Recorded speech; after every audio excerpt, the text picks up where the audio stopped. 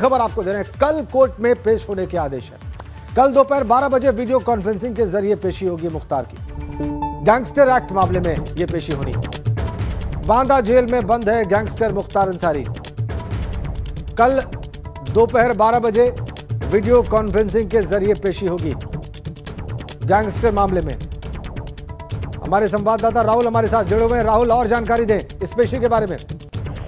देखिए, मैं बता दूं कि ये कुछ दिन पहले जब मुख्तार अंसारी रोपड़ की जेल में बंद थे तो उस समय यहाँ के विद्वान ने लगी जी राहुल से हम बात करेंगे। खबर यह है कि कल मुख्तार अंसारी को 12 बजे वीडियो कॉन्फ्रेंसिंग के जरिए गैंगस्टर मामले में पेश होना है कोर्ट के सामने। मऊ में कोर्ट होगी। मऊ की कोर्ट के सामने वीडियो कॉन्फ्रेंसिंग के जरिए प्रस्तुत किया जाएगा मुख्तार अंसारी को बांदा जेल से।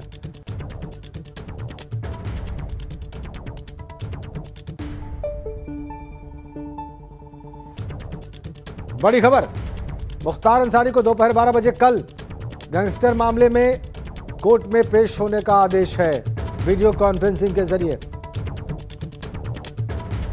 बड़ी खबर, उत्तर प्रदेश में वीकेंड लॉकडाउन की खबरों का खंडन किया है अपर मुख्य सचिव सूचना नवनीत सहगल ने। जी हां, सोशल मीडिया पर झूठी खबर फैलाई जा रही है। झूठी खबर फैलाने वालों पर सरकार मुकदमा दर्ज कराएगी, ये स्पष्ट कर दिया है अपर मुख्य सचिव सूचना ने। नवनीत सहगल, अपर मुख्य सचिव सूचना उत्तर प्रदेश सरकार, उन्होंने साफ कर दिया है कि वीकेंड लॉकडाउन की खबरें गलत हैं, अफवाह फैलाई जा रही है और जिसने भी अफवाह फैलाई उस पर मुकदमा दर्ज कराएगी सरकार। बड़ी खबर, अपर मुख्य सचिव सूचना नवनीत सहगल ने खंडन किया है।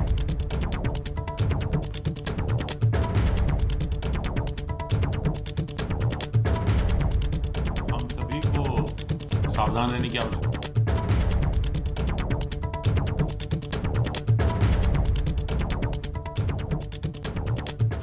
आगे बढ़ते हैं। देश के साथ साथ यूपी और उत्तराखंड में कोरोना के डराने वाले आंकड़े सामने आए।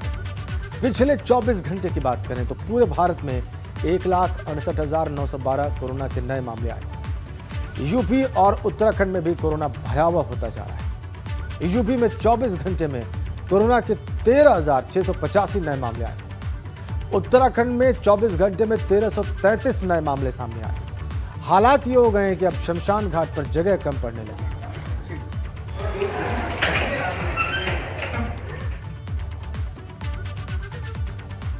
तीन तस्वीरें हैं। एमएलए शीतला प्रसाद संक्रमित हुए हैं। बाजार में जागरूकता अभियान ग्रेटर नोएडा में चलाया गया है। कौशाम्बी में एमएलए संक्रमित हुए। नगर निगम दफ्तर 2 दिन बंद किया गया है 2 कर्मचारियों के संक्रमित होने के बाद काशीपुर में। 3 तस्वीरें हैं आपकी स्क्रीन पर और ये कोरोना के भयावह होने और लगातार होते रहने की कहानी कह रही है।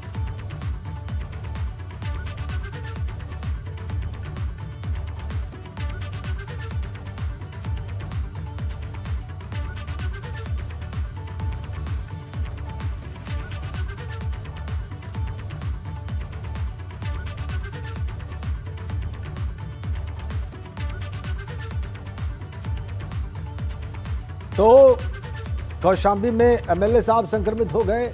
इसके अलावा ग्रेटर नोएडा में बाजार में अभियान चलाया गया, जागरूकता अभियान चलाया गया कि कैसे संक्रमण से बचना है। और काशीपुर में नगर निगम के दफ्तर को ही बंद करना पड़ा क्योंकि वहां पर 2 कर्मचारी संक्रमित पाए गए। बिना मास्क वालों को सामान देने पर रोक लगाई जा रही है। दुकानदार को भी मास्क लगाना अनिवार्य किया गया उत्तर प्रदेश में। यूपी के 23 जिलों में नाइट कर्फ्यू शुरू हो चुका है, चल रहा है। संक्रमण को रोकने के लिए ये कदम उठाए गए हैं कोरोना के रिकॉर्ड मामले सामने आने के बाद। 24 घंटे में 1,68,912 नए मामले सामने आए हैं। 24 घंटे में 904 लोगों की कोरोना से मौत की खबर है। देश में 1,35,27,000 से ज्यादा लोग संक्रमित हैं। देश में कोरोना के एक्टिव केसेस हैं 12,01,000। 24 घंटे में यूपी में 13,685 नए मामले सामने आए। लखनऊ में एक दिन में कोरोना के 3,892 नए मामले सामने आए और यूपी में एक्टिव केसेस की संख्या जा पहुंची 81,576। तो ये स्थिति है कोरोना की उत्तर प्रदेश में और उत्तराखंड में।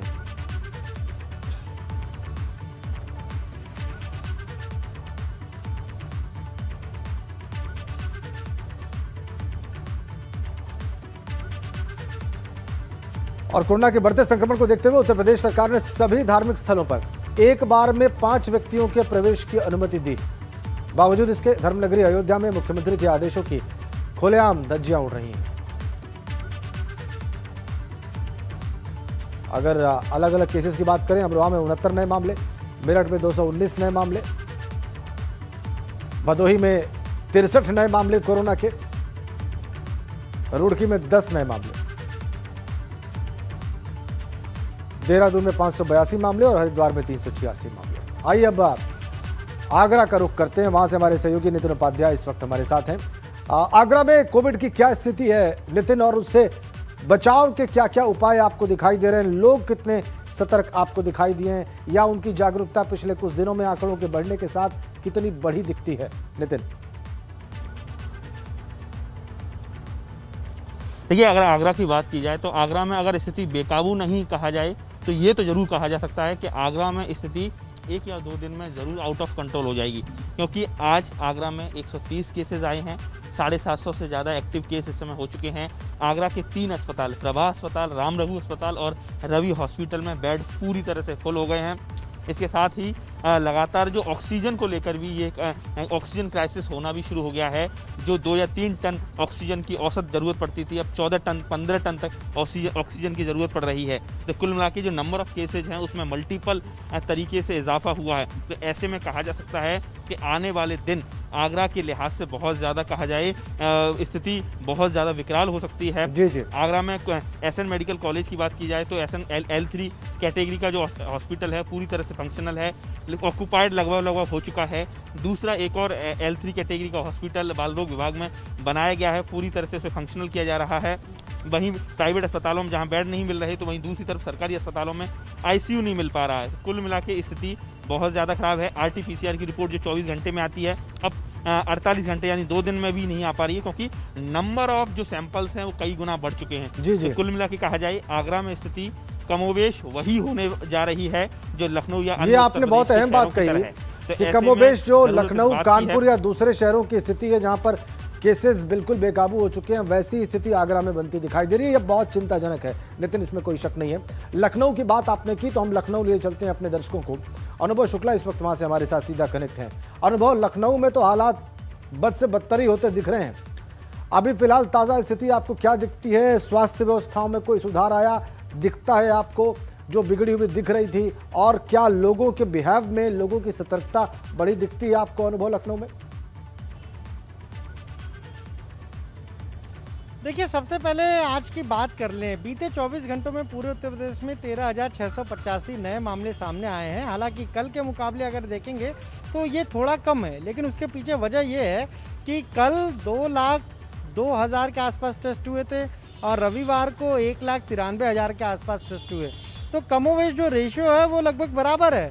और लखनऊ की अगर बात कर लें तो तकरीबन 3892 नए मामले सामने आए हैं। ये भी कल के मुकाबले थोड़े कम हैं, क्योंकि कल 4,444 मामले आए थे, लेकिन टेस्ट कम हुए हैं। तो रेशियो लगातार बराबर है। हाँ, अगर आम लोगों की बात करें तो एक चीज़ हमें ज़रूर दिख रही है। एक तो जो बाजार हैं, जो मार्केट हैं, जो दुकानें हैं, वहाँ पर भीड़ काफ़ी कम नज़र आई। जी। आज पूरे दिन, आज हफ्ते का पहला दिन है, मंडे है, सोमवार तमाम सारे ऑफिस खुले रहते हैं, दुकानें खुली रहती हैं, लेकिन भीड़ हमें बहुत कम नज़र आई। और दूसरा, ज़्यादातर लोग जो भी हमें दिखाई दिए वो मास्क लगाए हुए ही नज़र आए। तो ये कहीं ना कहीं लोगों को भी ये लग रहा है कि कोरोना काफ़ी तेज़ी से बढ़ रहा है। दूसरा, आज जब मुख्यमंत्री ने जो बैठक की टीम 11 की, उसमें साफ तौर पर कहा कि जो हॉस्पिटल्स हैं L2, L3 के, उनकी क्षमता बढ़ाई जाए। जो हॉस्पिटल नॉन कोविड कर दिए गए थे उन्हें फिर कोविड मरीजों के लिए डेडिकेट किया जाए। और लखनऊ का जो कैंसर इंस्टीट्यूट है चक गजरिया में, उसे पूरी तरह से कोविड के लिए डेडिकेटेड कर दिया जाए। तो आज जो चिकित्सा शिक्षा मंत्री सुरेश खन्ना, उन्होंने वहाँ का जायजा भी लिया है। आज हमने स्वास्थ्य मंत्री जयप्रताप सिंह से बात की। हमने कहा बहुत हालत खराब है राजधानी लखनऊ की, अस्पतालों में बेड नहीं है, लोगों को दिक्कतें हो रही हैं, वेटिंग है शमशान में अंतिम संस्कार के लिए। उन्होंने कहा कि हमने जो भी 2 दिन में बैठकें की हैं उसका असर 1-2 दिन में दिखाई देने लगेगा। बलरामपुर में 300 बेड का कोविड हॉस्पिटल शुरू कर दिया है। इसके अलावा लखनऊ में 2000 बेड का इंतज़ाम और कर रहे हैं। इसीलिए जो कैंसर इंस्टीट्यूट है उसको अब पूरी तरह से कोविड हॉस्पिटल में शिफ्ट किया जा रहा है। लोगों की रिपोर्ट बहुत देर में आ रही है, 3-3 दिन लग जा रहे हैं यहाँ पर RT-PCR टेस्ट की रिपोर्ट आने में। तो उसके पीछे एक वजह ये सामने आई कि ज़्यादातर जो स्टाफ है इन जगहों पर, चाहे KGMU हो या फिर हम PGI की बात कर लें, जो जांच करता है वही लोग संक्रमित हैं। ऐसे में दूसरी जगह से स्टाफ बुलाया गया है ताकि वो जो जांच रिपोर्ट है, जो टेस्ट है वो कर सकें, और इसीलिए उसमें देरी लग रही है। लेकिन साफ तौर पर उन्होंने कहा कि 1-2 दिन में स्थितियां और बेहतर होंगी। जी, बहुत बहुत धन्यवाद अनुभव आपका और नितिन आपका इन जानकारियों के लिए। जो आपने बताया उसमें थोड़ी आशा की किरण ये जरूर दिखाई दी लखनऊ में कि लोग वहाँ पर सतर्क दिख रहे हैं, लोग कम बाहर निकले हैं, बाजारों में कम पहुँचे हैं, जो पहुँचे हैं वो मास्क लगा के पहुँचे हैं। लेकिन दूसरी ओर स्थितियाँ व्यवस्था के लिहाज से अभी भी बहुत परेशान करने वाली है। आगे बढ़ते हैं। कोरोना के बढ़ते संक्रमण को देखते हुए उत्तर प्रदेश सरकार ने सभी धार्मिक स्थलों में एक बार में 5 व्यक्तियों के प्रवेश की अनुमति दी। बावजूद इसके धर्मनगरी अयोध्या में मुख्यमंत्री के आदेशों की खुलेआम धज्जियां उड़ रही हैं। हनुमानगढ़ी पर बड़ी संख्या में श्रद्धालु कोविड-19 के दिशा निर्देशों का उल्लंघन करते नजर आए और इसको लेकर हनुमानगढ़ी के महंत राजू दास ने अपील की कोविड के नियमों का पालन करें। महंत राजू दास ने स्थानीय स्तर पर प्रशासन पर लापरवाही का भी आरोप लगाया। महंत राजू दास ने जिलाधिकारी और SSP को उदासीन बताते हुए कहा कि कोविड-19 का संक्रमण तेजी के साथ बढ़ रहा है और प्रशासन के लोगों को इस पर ध्यान देना चाहिए। आम जनमानस लापरवाह हैं और उनको जागरूक जिला प्रशासन को ही करना है।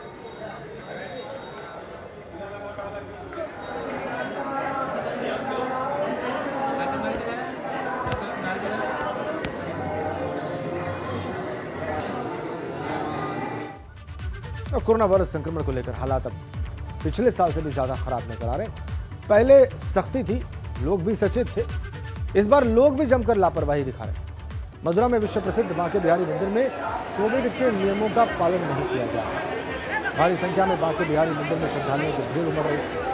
श्रद्धालु बिना रजिस्ट्रेशन के ही मंदिरों में जा रहे हैं। आपको बताएं कि धार्मिक स्थल और भीड़भाड़ वाले इलाकों के लिए प्रशासन ने एडवाइजरी जारी की।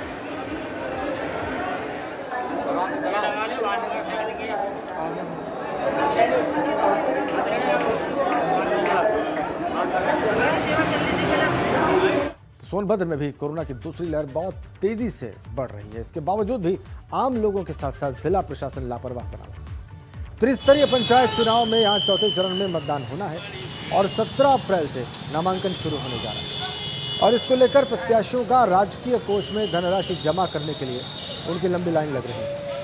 कोविड-19 नियमों का कोई पालन न तो लोग कर रहे हैं, न ही जिला प्रशासन करवा रहा है। जिलाधिकारी का कहना है कि पंचायत चुनाव में प्रत्याशियों द्वारा ट्रेजरी चालान जमा किए जा रहे हैं क्योंकि 2 दिन बैंक बंद होने की वजह से ज़्यादा भीड़ इकट्ठी हो गई। इसके लिए दूसरे विकल्प की व्यवस्था की जा रही है। हाँ, जो पूछिए अरविंद भैया तमन बता दिया, कम न बोलते। और उत्तर प्रदेश में पंचायत चुनाव को लेकर पुलिस अलर्ट मोड पर है। आपको 3 तस्वीरें हम दिखाते हैं। पहली तस्वीर औरैया की है। वहां पर पुलिस ने अति संवेदनशील बूथों का जायजा लिया। लखीमपुर खीरी में पुलिस ने गांवों में फ्लैग मार्च किया और जौलान में रात में पंचायत चुनाव को लेकर चेकिंग करने के दौरान बॉर्डर से 2 बदमाशों को पुलिस ने गिरफ्तार किया।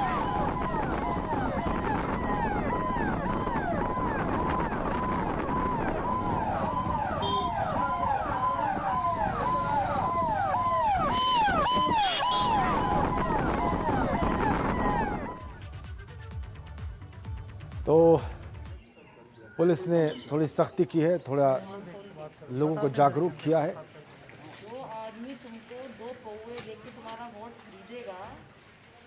और यह की तस्वीर आप देख रहे हैं, विधुना इलाका वहां का।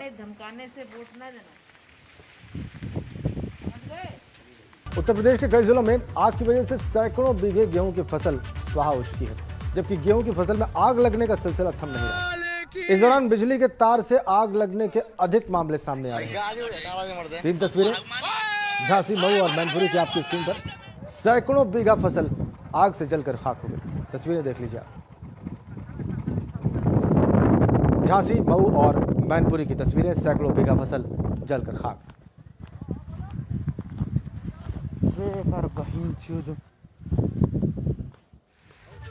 अब बड़ी खबर बागपत से है। यहाँ पर स्पेयर पार्ट्स की दुकान में आग लग गई। बताया जा रहा है कि आग से लाखों का नुकसान हुआ है और ये आग इतनी भीषण थी कि इसने आसपास की दुकानों को भी अपनी चपेट में ले लिया। बड़ौद शहर के दिल्ली बस स्टैंड पर यह हादसा हुआ। ये देखिए आप बागपत की तस्वीरें, आसपास की दुकानों में भी आग लगी है। स्पेयर पार्ट्स की दुकान में भीषण आग लगी बागपत में।